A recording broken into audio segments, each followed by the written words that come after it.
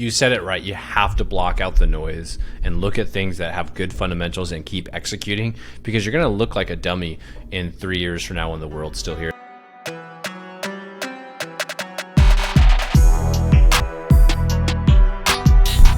What's going on, guys? Welcome to this episode of the Collecting Keys Real Estate Investing Podcast. This is Wednesday, the Mike and Dan show, where I, Mike DeHaan, and my co-host Dan Austin talk about real estate investing, business, and whatever else is going on in the world, or what we feel like talking about that week. But There's a lot going on in the world. I know, but you got a lot going on your mind, Dan. You just went on a little tirade before we hopped on the air here. And I was freaking riffing. I'm worried about you, man. I feel like you've been spending too much time at your mother-in-law's house watching Fox News, because you just are spewing all the bullshit. Dude, did you see? I mean, Donald Trump's going to jail, dog. It's a big deal. Is he actually now? No. I don't know. I don't care. No, I do think, though, like, in all seriousness, like, this is an interesting point in time to make decisions on investing career, because there's a shit ton of stuff going on in the world, and so I'm going to empathize with some of you for a minute. Okay, so we got inflation, right? Like, that's been going crazy. So how everybody became an expert at real estate, everybody's an expert at macroeconomics now, right? We all know what a supply and demand curve is, and inflation's been sticky, and it's just not going away. And every time you go to the store, it seems like stuff's expensive. Housing prices are, sticking high. Interest rates are up, and it's like, what do I do? And then you throw on top Russia-Ukraine war. You throw in some Chinese spy balloons, sprinkle a few of those in there. Then you've got the BRICS, the Brazil, Russia, Iran, China, Saudi Arabia. Basically everybody that's okay with us dying as a country, trying to get off the petrodollar, which, if you watch anything on that, they're like, oh my God, the economy will crash. Buy gold. And then other people are like, that literally can't happen. All this macroeconomic crap going on. And so if you turn on the news, it's like doomsday every single day. And the question is, like, what should you do as an investor? Especially if you haven't started investing, this is every excuse in the world to not invest right now. So here, there's all this stuff going on. Here's why. Next year is an election year. Oof. Every single fucking time there's an election. 2019, 2020 was the same shit. Stuff starts to pile up. We got to 2020. Everyone's like, 2020 was the worst year ever. We had, Black Lives Matter. We had, obviously COVID was a huge thing. I don't even the worst year ever. We had Black Lives Matter. Well, not so yeah. Poor phrasing. You know what I mean, phrasing. though, right? Like, there was whole thing with that, like the George Floyd. We had George Floyd incident. And they had the villains on both sides, right? All the Republicans hate George Floyd. All of the other guys hate the cop, and then there's the kid that shot the guys in Wisconsin. It was chaos, dude. It was chaos. And let's just admit that. And everyone was like, "This is like the worst year ever." And then 2021 was a little bit better. 2022 a little bit better. Now we're getting ready for another election again. Time to start turning up, right? We need to create more rhetoric. We need to create more fear. We need to create these, issues for people to feel like they need to come out and vote and, support their bullshit candidate who doesn't give a shit about you anyway, right? And so my point being, this stuff always happens. The noise gets louder when you approach times of political importance. So as an investor, how much should you care about all of those things? If you are the standard investor, you should not. Right. At all. It does not matter. You should focus on buying hard assets at a discounted rate whenever possible, and manage your own finances, right? And do things responsibly.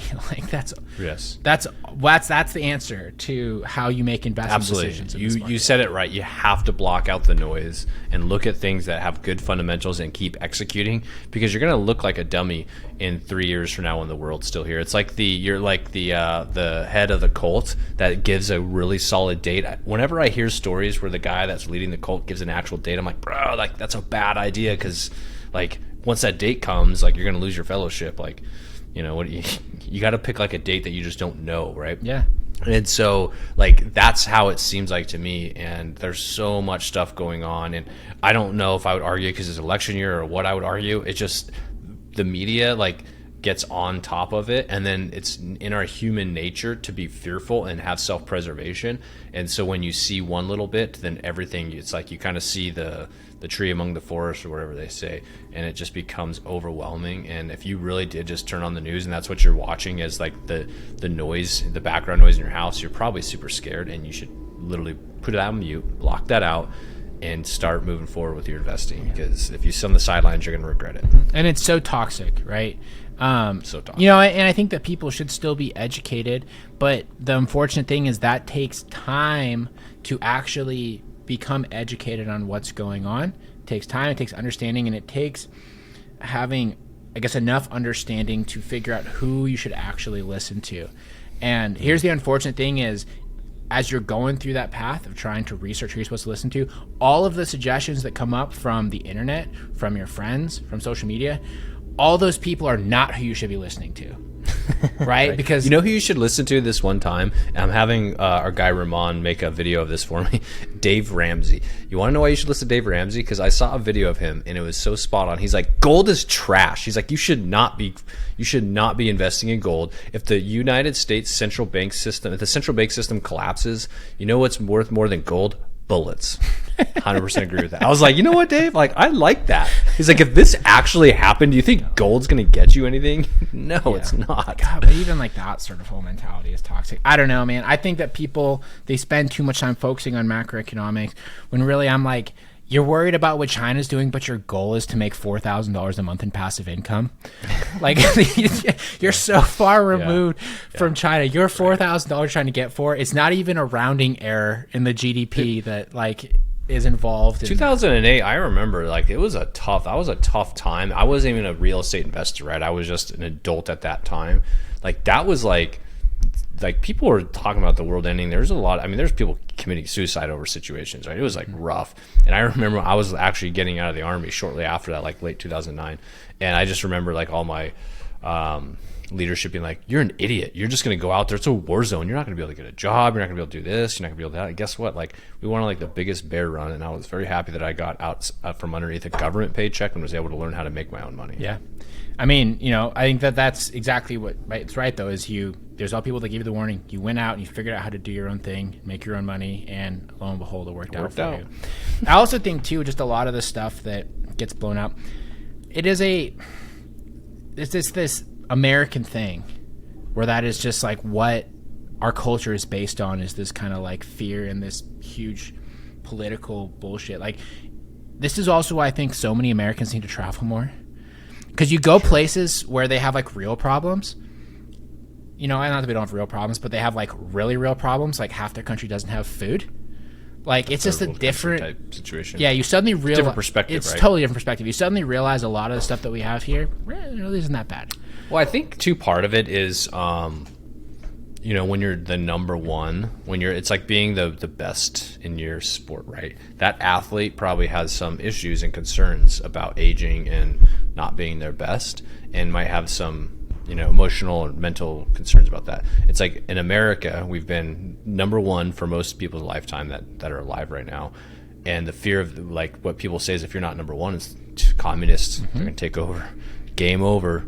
It's like, well, what if you were number two? Is that okay? I'm not saying it's a good thing or bad thing. I'm just saying there's that element to it as well. As like, there's a lot of other countries in Europe where people are like living pretty good. And guess what? They're not the number one economy in the world. Yeah. I mean, I think that that's a really valuable point that, you know, literally most people's, not only our lifetimes, but our parents' lifetimes and our grandparents' lifetimes, the United States has been like the pinnacle country. And, you know, it's like if, you know, LeBron James, he's almost 40. And people are like, LeBron James ain't what he used to be. It's like, yeah, he's been playing for 22 years. Like, he has been playing for like longer than multiple people's careers combined, and he's still like in the top 5 players on his stats. Still doing all right. Yeah. You know, but it's like, you know, people like to focus on that, but if he becomes like the second player, third place player, like that shit does happen. Like, things do start to transition over. They start to change over. You know, China becomes like a new superpower. Sure, they're not in our favor, but that's because they want to be number one, and that sucks. Sure, but like, then it's as a country, it's like, what can you do to sort of like try and help your country get back up there? But that's comparing to sports is getting a little bit weird, because that's like if, comparing that to LeBron, it's like, well, what if LeBron also had someone that was like injecting him with like estrogen, or like doing something to kind of like fuck with his body. You know what I would actually appreciate, like when we're talking about this geopolitical and macroeconomic situation, is I would like to be able to go to more countries as an American. So maybe if American isn't in the spotlight, then I could actually go to other countries without risk. I mean, you can go to most countries. You can go to a lot of countries, right? But there's some out there like I can't fly into like Iraq anymore. That's probably not going to be a good place for me to show. Bro, I probably have a better than 50% chance surviving, but like there's just some things that but like if you're from Iraq, like you can go anywhere. No, unless you're on a no-fly list. If you're on Iraq, you can't go anywhere. Their passports aren't worth anything, dude. Well, I mean, you could make it feasibly happen, if you know what I mean. What are you? You're showing your ignorance for travel right now, man. Go. So you don't think that if you were like a wealthy Iraq person, that you couldn't like? It's different. If you're not on a no-fly list, so like in your country, what level of wealth are you talking? Like a person that would be able to afford a passport in their country and afford the visas to go to the other countries. So there's that whole process there going, depending on the country, that gets very complicated for people. Oh, I know that. I'm understanding that, but I'm saying like you could potentially go somewhere else because of where you're from. You're in the deep end, dude. You can do that as an American extremely easily in most places, except for like those sort of countries, Middle Eastern countries, There's China. A handful. Nah, dude. Yeah, it's like China, everywhere. Russia, man. You got to be careful there too nowadays. You You can't go to Ukraine. I can tell you that. No, oh my god. Okay, we're gonna move on because there's not a productive conversation there. But no, like I agree with you though. It is interesting just sort of like seeing a lot of that, because also too, here's the thing with like social media. All the real estate guys now, especially now that like kind of the real estate drama has leveled out a little bit, like we're doing deals, a lot of people we know are doing deals, things are actually looking pretty good. All the real estate people are now economic experts all the time. I even see dudes like like Ryan Pineda posting about, I was like, oh, here's what the economy is looking like in like these countries and all those sort of things. I'm like, bro, you're a house flipper like that. You're a house flipping coach. That's your whole business. Right. But now you're doing greater economic stuff. Yeah, well, you're doing greater economic stuff because that's what people want to see. That's what people want to consume, and he's a content creator. But it's because they want a reason to not take the next step, really. Oh, like the consumers?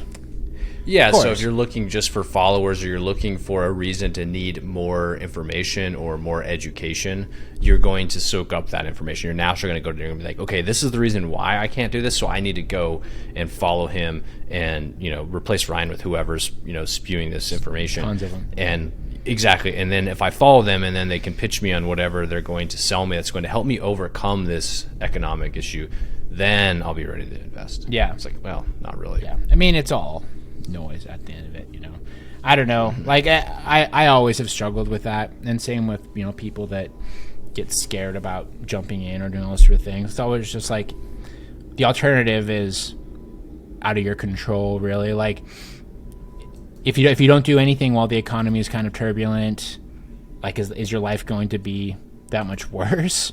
Probably not. Right. Like it's just not going to be better. It's going to probably be exactly the same. Right. And like here's the thing too, is if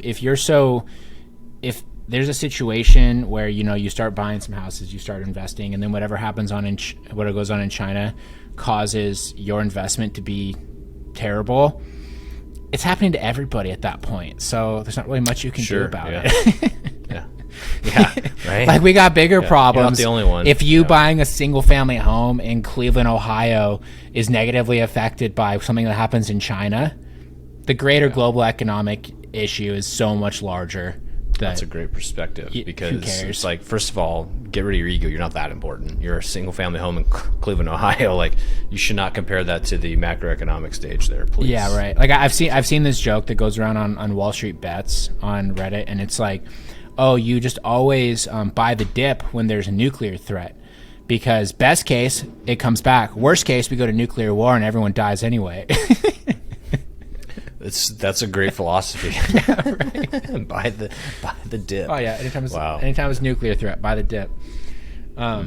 So, well, you want to know? I have another topic to pivot if you're ready to pivot, because this you're talking about like other influencers on the internet and things, and I do have like an issue with these. I'm not gonna call them influencers, but people trying to make billionaires feel bad for flying on their jets. Have you seen anything like that? No. Do you ever see those videos? Like, you haven't seen like that in the news too, especially if it's like somebody trying to argue the point of view of like a green movement, right? Like, oh, this person says they're for like going green, but then they're flying in their jet, and it's like, it's usually just people that are upset that a person has a jet, right? So there's this lady, and she was talking about how Elon Musk is a terrible human being because he actually pollutes more by flying his private jet. And I was like, well, I mean, that's not really the case. And she tried to justify it with some data that wasn't even probably accurate. It was like he could have flown around the United States 12.4 times. I'm like, yeah, you could go to Germany and back, and like, depending on where you're flying from in the U.S., do that several times throughout the year and start adding up, routes around the world, right? So it's like 12 times around the world is actually not that much if you actually put it into perspective. And then she's like, he flew to meet his rich friend in Hawaii, Larry Page, founder of Google, which is like, okay, yeah, probably because they're like, billionaires like that don't just fly to each other's houses. yeah. Like, you know what I mean? Like, he didn't take time out of his schedule to go hang out with Larry. Like, they're going to create something probably massive, right? So they're going to do something. And then he went clubbing in Germany. It's like, he did not go to Germany to go clubbing. Like, he was actually talking about building a gigafactory over there. So I'm sure he was like, so all these things, it's like super easy fact checks. And it's like, mind you, this guy is got Tesla. He has SpaceX. He has Starlink, which is under SpaceX, but is like providing internet to the entire world, including parts of Africa that would have never been able to have Wi-Fi, that sort of stuff. He started like PayPal. He started the first mapping software. You could just go down the list of things. And the cool thing I like about Elon is, so he started, if you go back, he wrote the code for like one of the first online mapping softwares, right? Sold it, made a pile of money, rolled that into what became PayPal, sold that, rolled that into Tesla, took Tesla, rolled all of his profits in like SpaceX and Starlink and all that. Like, he's left all of his chips on the table. Like, how many people are doing that? Yeah, not very many. And he's so you can shame him for like flying a jet, but like, he's also doing some pretty cool stuff for the world. But what about all the starving people, Dan? What if he, instead of flying that jet, he had solved world hunger with his time? Well, he certainly could have tried. I mean, I know Bill Gates is trying, but it's not looking super successful. Bill Gates hasn't created anything since he was like 14. Yeah, right. So, yeah, that's where people always end up with that. I don't know. It's just kind of frustrating, right? Because you have like these people doing great things, and there's always somebody out there saying like, "Hey, you suck." Actually, it's like, oh, come on. I mean, that's how you know you've made it. Like, I'm looking forward to when we start to have more haters. We get them sometimes, right? I mean, I haven't had too many haters on my social media. I had someone tell me that I looked like a member from a band one time, but I didn't know if that was a good thing or a bad thing or just an observation. What kind of band? I was literally though. The guy I don't even know just commented on my video, and he goes, "This man looks like the drummer from the Arctic Monkeys," and I was like, "What?" And I went and looked it up, and I was like, "I guess he's not wrong." Man, that doesn't sound like a afterwards mainstream band. Yeah, it was pretty mainstream in like the, I guess mainstream-ish in like the early 2000s. But yeah, like it's always funny with the jet stuff. People like to fixate on that, but billionaires do go over the top with it. But also, it's just like, it's such like a minor detail in the big picture. It kind of goes back to what we were talking about before, where people are focusing on the small thing and not the actual large issues that are out there. Right, the big picture. You ever watch that show Silicon Valley? Oh yeah, you know that there's like the one episode where like the CEO of Hulu and one of the other CEOs, they like meet each other at the airport, and they're like, "Where are you headed?" Like, "Oh, I'm going to Jackson Hole." Like, "Oh, me too." That's so crazy. Yeah, they get on their and own they get on their own jets at the airport, and they say they're gonna play like digital chess like with each other while they're both flying to Jackson. Yeah. Of course, why wouldn't you do that? I mean, I'm not gonna fly in his jet. Like, that's pointless. No, need a tax write-off. Gross. But yeah, you gotta get that pilot some hours, man. Yeah, right. I know. You gotta justify paying them. But outside of that, though, the real estate world, you've been hitting off some stuff pretty well. We have had several of our partners. I felt pretty good today. We had one of our partner members come on one of our instant investor calls, It's funny, I didn't even realize this, but they've closed 2 deals off the first 2 weeks with us, working with us. That's pretty awesome. Which is pretty sick. I hadn't heard that at all. So I appreciated that shout out from him. And those are in Knoxville, Tennessee, too. That's a competitive market. We've been down there. We used to go there. We used to market down there. I always say Knoxville. It's in Nashville. Yeah.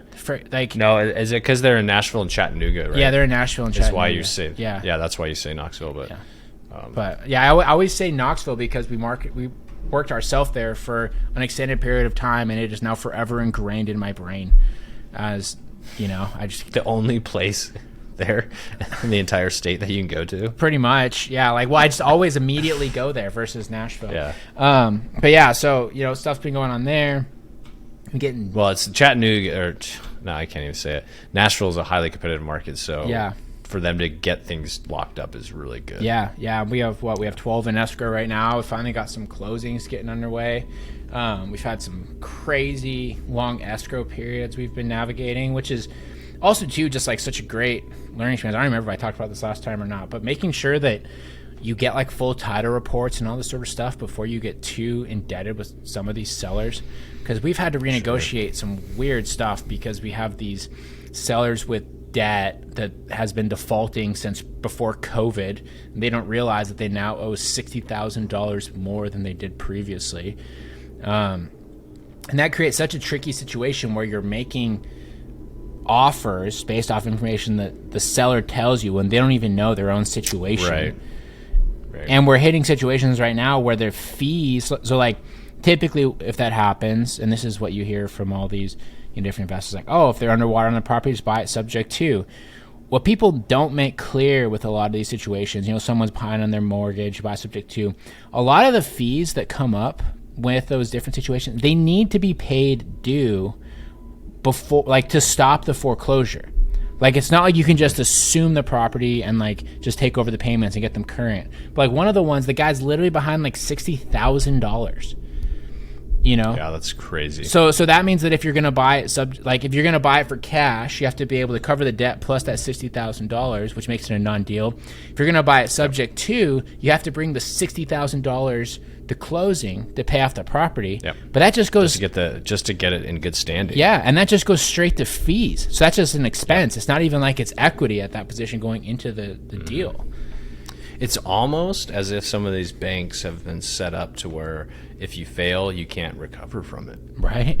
I know. You just think about some of these fees that they get into, and I know a few people got kind of tied up that we worked with into that forbearance situation where it actually wasn't that great of a deal from the people going in a forbearance standpoint. From the bank standpoint, it was great because not only were they just tacking it on to your mortgage, the idea, they were also tacking on a ton of fees.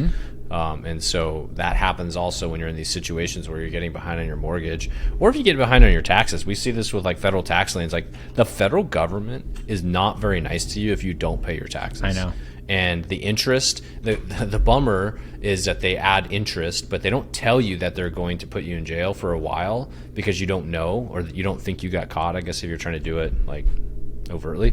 But basically, if you don't find out for 2 years, they don't care. They put 2 years of interest on that. So when you first get told, it's 2 years of interest at least, if not 3 or 4 years of interest on what, and then you have to prove to them that you don't have to pay that, which is highly unlikely because it's going to take you so much time and effort to do that. Yeah. Well, it's not even like that short span. I've heard horror stories of an old guy that had some sort of tax issue from the 80s he didn't know exists, and all of a sudden the IRS comes and says, oh yeah, we're charging you now 50 years worth of interest on those payments, and that $8,000 thing that you didn't do is now $150,000 or some insane nonsense, because they'll not only charge interest, but they charge penalties and fees and all these stuff that are fixed amounts over the course of it.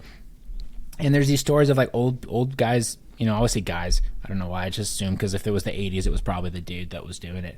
But they're going to jail, right? Because they don't have the money to pay off all the stuff. And the IRS is well, Sucks to be you. Yep. There you go. Sucks to suck. Yeah. Yeah, it is not a good situation. And we come across that quite a bit. If you have liens and all that sort of stuff, they might think they know what it is, but you need to get that in a title right away. Because like a good example would be a federal tax lien where someone's like, well, yeah, last time they sent me a letter, which might be last year, it was $30,000, but then this year it's actually $60,000, or they were way off on their estimate and all that sort of stuff. And so when you actually get through title, they're like, no, yeah, it was $30,000 last time they filed it, but it's actually 60 now because nothing's been done on it. And so you're like, oh crap. Yeah, it is. It is one of those situations that so many people like avoid going into escrow until they have a buyer and all sorts of things. Like they don't want to pay the earnest money, they don't want to pay the $200, they don't want to have to tell the buyer, the seller, that they're backing out of it. But you need to do that, like that, especially right now. I would say in the 3.5 years we've been doing this business, for most of 2020, 2021, you could do this without ever having to read a title report because the financial stuff was going to kind of be whatever, because the banks couldn't do anything, right? Oh, sure. And they couldn't even regularly claim stuff back. Now, because they're all playing catch up and you have all these people that are distressed because of that situation, it's so important that you get a full financial view. Yep. And also, and if you find a good title company, it's not going to cost you anything for that preliminary quick search either. Yeah. But some title, you got to watch out. Some title companies will try to charge you every time you do that, especially if you fall out of escrow. They'll send you a bill for like $400. You're like, come on. Yeah, and you should be extremely cautious. I've seen an influx in this recently, actually, with like different Pace Morphy sort of crowd folks, is to save on like escrow fees and all sorts of stuff. And Pace even says in some videos, he's like, we didn't even go to an escrow company. He's like, we just went and he just gave me the deed and I just went and recorded it myself. So sketchy. Yeah. How do you, that wouldn't even make sense to me. I mean, obviously, like nobody wants to pay a title company to do the $1,000 title search on both buyer and seller's end. It's silly, but you should. But the whole thing is, that you can live to buy a property subject to, because you're just having it deeded over, right? You're just taking the title, mortgage and stay in place. Technically, you can just have them sign a quit claim deed and give you the property, and you can have oh yeah, I'll give you $5,000. Here it is in an envelope. Quit claim me the property, and now I own it. Right, take it down to the county's office, get it recorded. Warranty deed. Which for he's $10. probably skipping. He's probably skipping out and telling you he probably had to have gone and got a title report. Like I don't know why you would do that. See, why you would not do that? Well, I mean, sure he does, but he doesn't teach people that. He doesn't teach. Well, he's not telling. He's trying to make it sound very simple. Yeah. Right. Like I could just take this because it's so simple, and he says interest rates also don't affect him. Yeah. Right. Which I don't know that that's true because it still affects the market. Well, that's the whole thing with his model though, is everything that he says in all of his free videos is 90% of what you need, and he gives out so much free content.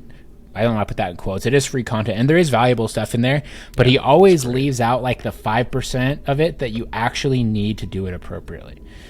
And so in that, he's this is literally a video we saw. It was a stage thing where he's like, wow, how'd you buy this house? Like how much did this cost you? He's like, I have no idea.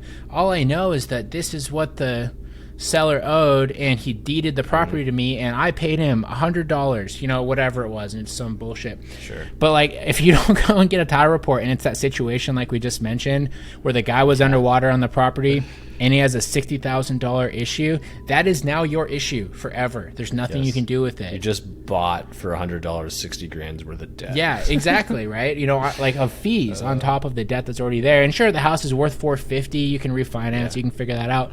But that is not going to be the normal situation. Right. I'll tell you just from our experience, because we market to the very similar people that he would be marketing to, that if you're there's a coins flip chance that I would not want to risk having massive liens or debt associated outside of the mortgage associated with the property that I would not want to take over unless I knew what the picture was. Absolutely. It's to me, it's like a flip of a coin, the same odds of you getting screwed by doing that. And so that being said is you should definitely get title opened right when you get the thing under contract. Yeah. And if you don't know how to read a title report, you go through that process and you're like, I don't know what this means. Just ask the title company and be like, hey, is there anything on this that I don't fully understand? Their job is to help you, right? To go through that stuff. And if they're not able to do that, then find a different title and escrow company. There's tons of them out there. Yeah, you got to be. You have to be. You're right. Absolutely, that's a whole art and science, because you could tell the title company to run a title report, and they're like, "Here you go," and you're gonna be like, "Oh, we're good. I guess I got a title report," and they might not even tell you anything about the title report, because they're like, "Well, you only asked me for the report. You didn't ask me to analyze the report." Like you can get into those nuanced things. Yeah, it's kind of silly. So you definitely need to find a good title company. Yeah. It's an interesting situation, and they exist in probably every market. They do, for sure. We haven't ran into anybody that hasn't been able to find a good title company, and we've worked with people in dozens and dozens of markets across all the states. I mean, we have people that choose to work with shitty companies, like the guys who work with in Detroit that are a freaking nightmare. That title companies, I don't think I could ever talk to them again. The fact that every single transaction they're requiring you to send all of our business docs just to prove that you're not, because you're not the sole owner of our business. Oh my God, there's so much stuff with it. Like I was just like, I can't believe it. Like, because we also do have doing business as, we also have DBAs, which are perfectly legal, but to them, they don't even know what to do with a doing business as. I'm like, hey, if you wire this money to my bank account, my banker will tell you that these documents that I just sent you that show you the whole chain of ownership of this company and that bank account are in alignment. Like, they're just so worried if they wire the money to somebody else that it'll be wrong. It's such a tricky thing, like the business structure. And it's funny. This is actually a question that comes up from people fairly regularly in like the instant investor program and with our partnership program, and even on like Instagram, people will ask me about like how they should set up LLCs, and how you should like organize your actual business itself. And the worst thing about that question, that conversation, well, first off, it's individual for everybody. The worst thing about it is that I have yet to find somebody that can give me like a true good answer. Everyone's like, oh, you go like find an attorney, go and do this. Yeah. But all attorneys do, from my experience, is they're like, sure, give me $2,000. I'm just going to go on LegalZoom and do it for you. Right. I don't know the value that they actually provide or how you're actually supposed to learn the best way for that, for your business. Right. You've got to have a group of good lawyers in your town to choose from. I don't know that we've found that good lawyer in our home market. They are out there. We've worked with good lawyers, but yeah, I don't know. I think the answer should always be it depends. And then the person that you're working with, if you're going to choose somebody, should tell you what depends means. Yeah. And not try to. So what happens, to your point, you're saying they all go to LegalZoom and download the same documents. They may or may not do that, but what they do is try to go off the template that they already created and make that square peg fit into your round hole. Yeah. As I was saying, it's terrible. But that's the new T-shirt. Should that go on the back of the VDE T-shirts? Oh man! But seriously, and I've taken business law classes, like, unfortunately, and learned all this sort of stuff. That it's like, yeah, not all lawyers are out there. It's like doctors. Just because they're good doctors doesn't mean they can help you on like how to be healthy. Yeah. Because they're probably one of the more unhealthy people you know. Or like accountants, CPAs. Like, that's a huge thing. Like, I mean, everyone is always like, oh, I'm going to start getting invested. I'm going to start investing in real estate. I've literally seen this.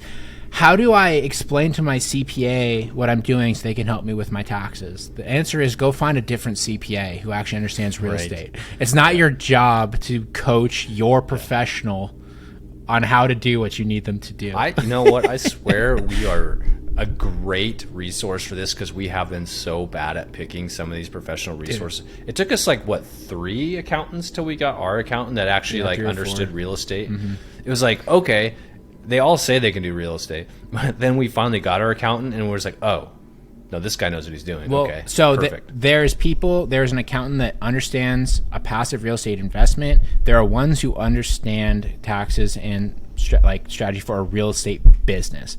Very, very, very different. An active business is what you're talking about. For a wholesale flipping business. Or like if you actually have transactional stuff, part of it, you're taking depreciation, you're a real estate professional. That is different than if you're a W-2 employee who owns like a couple of rental properties. Right. Your normal, that's easy. Yeah, normal CPA can do that. If you're going to start like trying to take, like I said, bonus depreciation, do also other stuff, you need a CPA professional. Yes. And then, so the same thing goes with like the business structure I mentioned before with the attorney.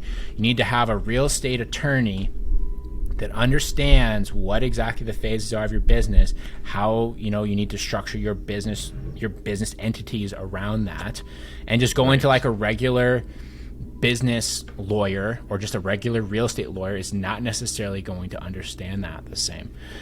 And it's hard, right? Like and I think a big thing too, this is somewhere else that people get held up, kind of talking about, going back to the economic stuff before, is they spend all this time trying to find that individual that can make sure they do it 100% right from the get-go. First off, I commend you for wanting to be that organized, right, and make sure that you do it right. Second off, if that takes you forever and you're using that as an excuse to not take action, shame on you, because like now you are like finding excuses to not do the things that are actually hard. And we can tell you from experience that you can do very, very well without having those sort of things figured out. And sure, it sucks for a while when you're trying to scramble and get yourself back on track, but it shouldn't be the reason that you don't make a step forward. Definitely don't let that be the reason, or don't think your logo is actually what's going to sell a seller on you and your business. Like, there's so many little things. I think it's great. Like, don't get us wrong. Like, we have we have spent time on marketing and all that sort of stuff. Like, but like when it comes to real estate, like those are like the least things you need to figure out. The best things you need to figure out is like, how are you actually going to buy people's houses at a discount? How are you going to find distressed sellers and buy their house at a discount? If you can never make money, nobody cares that you spent $250 on your LLC filing with your state, Secretary of State, and that you had a super cool logo from Fiverr. Like, if you can't actually make money, it's all waste. You don't have a business. You want to hear my favorite excuse that I've seen somebody from getting started ordering their marketing? Yes. So this was in a different group that we were in. This guy built this huge, elaborate spreadsheet. He was getting ready to order his marketing. He wasn't going to pull the trigger yet. He built this huge, elaborate spreadsheet analyzing the value of the credit card points that he could get with every card. And he had not started marketing yet because he had not determined what the best card was to get credit card points for all the marketing that he was going to do. And I remember when this guy built this thing out, and I was like, okay, that's like kind of cool, whatever. And then when he was still going through this and having conversations with people in that group, like 2 months later, I was like, are you serious right now? Tough. Yeah, that's tough.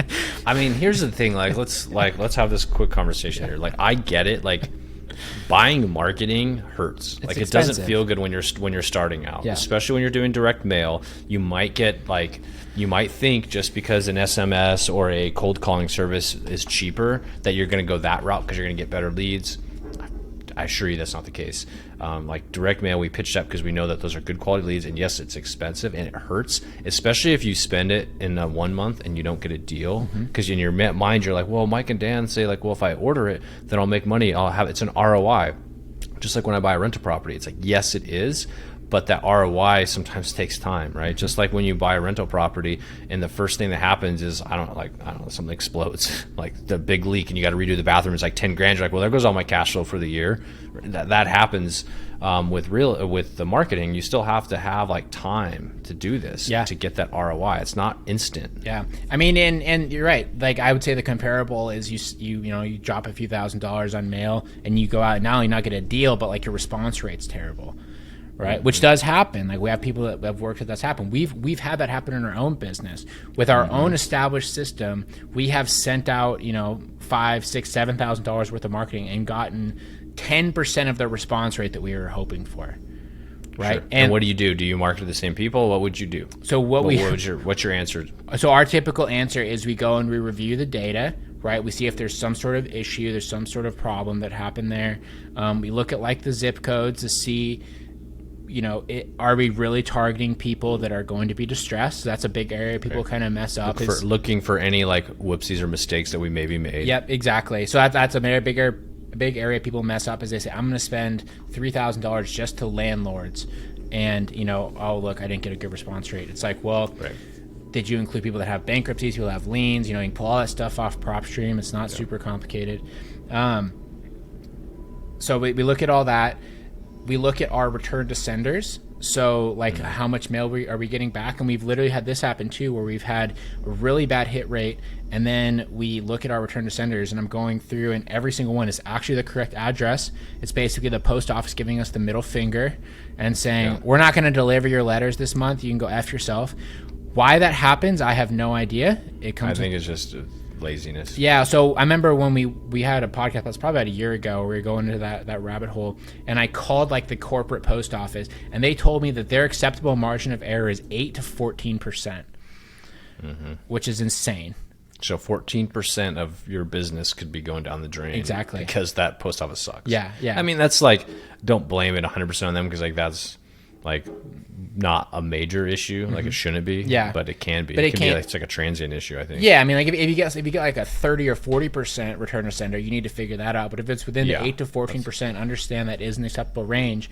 And then after you look at all that, honestly, what we do is we send the same list again, and we see if it happens again, right? Yeah. Because there are, freak situations. Some like we've also had it where we've hit a list 3 times in a row. It's been awesome. Then the 4th time it sucks. Then the 5th time it picks right back up again. Yeah.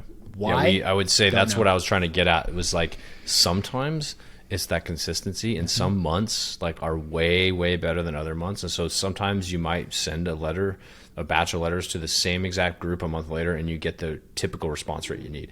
But you have to like not get discouraged based on that first month or 2 that you're sending it. You need to actually continue to do that, but obviously review what you're doing. To your point, you said if you're just looking at landlords, why would they sell to you? And if they would sell to you, like don't create a persona in your head that doesn't exist or only exists in like the perfect world that aligns with what you want. Yeah. You have to find that distress, and that's why you're going off market. So looking at landlords, you want to hit those because there are some advantages to hitting that list, but also if you can add that distress to the list, yes, that means you might have to do some work, or you might have to wholesale a deal and maybe you're only focused on buying, but those deals are what keeps paying for your marketing, and that's why you go off market, and that's what distressed means, and that's what the data, you're using data that shows you where to go. Yeah. Don't create an ideal persona that doesn't exist. Exactly. Yeah. I mean, I think that's a big area where a lot of people get stuck too, is they are only targeting places that they personally want to buy, which I understand why you do that, because you want to be an investor. We did that. That's exactly what we did, but that's also not how you generate cash and revenue to keep the marketing machine alive. And unless you have a really high W-2 or like a really high form of income somewhere else, you need to do that transactional real estate to keep the machine going. But going back to that consistency standpoint, just real quick, the biggest danger people have is they try to make conclusions based off of one data point, like 1 month. And that's not how it works, right? Like you need to have some sort of pattern. You need to test and retest and see what works. And then you can start to make conclusions. Right. Like I'm trying to think of a good analogy for that, but I don't know. It's like a square peg. Trying to put someone's square peg in your round. Oh man. So anyway, the name of the game is consistency. Go and listen to like every single guest that's been on this show for the last year, and that's going to be the most reoccurring thing that you hear is being consistent with what you're doing. That is the number one thing that leads to success for everybody. It's not rocket science. It's really not. So cool. Awesome. Anything to finish out, Dan? No, I'm good. No. Okay. I'm just going to say one last thing purely for Ramon, who is our digital media manager from who does all of our social media stuff. He wanted us to talk, he's a big soccer fan. He wants to talk about this absurd contract that Lionel Messi got offered to play in Saudi Arabia for $400 million for the year. And I'm going to say one thing about that. Well, I started 2 things about that. First off, $400 million. He broke it down to where it's, what is it, like 13, or is it $13 per second that he's going to make? Yeah, something like that. It's like $1 million a day, like million something a day, which is insane. First off, the people that are like saying it's a sellout if he accepts that, you're an idiot. He should absolutely accept that, especially he's like 37. Second off, the amount of money that Saudi Arabia has to just do like nonsense is ridiculous. ridiculous. They're like the Catholic Church. We don't actually know, but I can assure you, Elon Musk is not the richest guy in the world. Somebody in Saudi Arabia. Absolutely, they have more money than anything. It is unbelievable. And even on like another note, we should like just dive into foreign economics sometime. I saw this thing about how they were going to be starting, trying to get into like the video game industry, and whatever sheik or what, I don't know how their whole system works, that decided he was going to do that, had pledged $35 billion to start getting into the video game industry. Dang. So the $400 million for washed up Lionel Messi to come in and like do his thing, who gives a shit? That's just like that's just chump change to them. That's just like their play money because they want to play, fantasy soccer in real life. But wild. Yeah. So the next thing is we should foreign real estate with stuff like that in mind in some of those sort of markets. I'm curious to see. You want to buy in Saudi Arabia? I don't recommend that. But maybe. What's the ROI? I don't know. Desert. It's not. It's hot.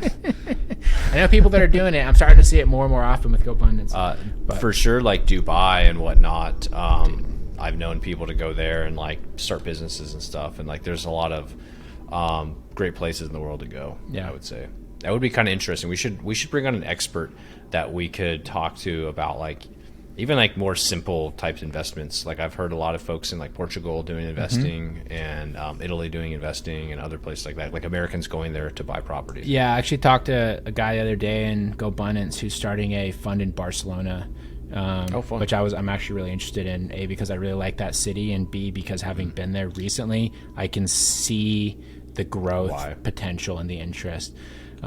So that would be interesting. We should see if we could get someone to come on for that. Anyways, there you go, Ramon. There's your soccer talk for he loves it, man. He always is like hitting me up wanting to talk about it. Anyways, guys, thanks so much for listening. If you enjoy the show, if you enjoy Dan and myself, you should share this with your friends and go and leave us a 5-star review wherever you listen to this. That is the easiest way for you to help us out and help us continue growing this show, which March was actually our biggest month to date, which is pretty cool in terms of downloads. So I'm just pumped that we keep going higher and higher. It's super cool to see. We are just square pegging things, man. Square pegging. You're trying to make a t-shirt out of that one, and I don't know if we can do it. I just can't do it. But anyways, guys, go and share it. Leave us a 5-star review. If you want to buy some Collecting Keys merch, go to store.collectingkeyspodcast.com. We had a handful of different things on there. Nice shirts. We've been dishing them out to people. You should buy one and send me a photo, and I would love to have a little story where I show all of our fans wearing our sweet shirts. So store.collectingkeyspodcast.com. Outside of that, if you want to start finding off-market leads, you're going to go to collectingkeyspodcast.com/free, get your free 5-step guide to start generating off-market leads, and then you can spend time reviewing title reports with people that have gotten themselves into serious financial issues and trying to figure out how the hell you're going to bail them out when the bank has them by the balls. So anyways, guys, thanks for listening. Talk to y'all next week. See ya.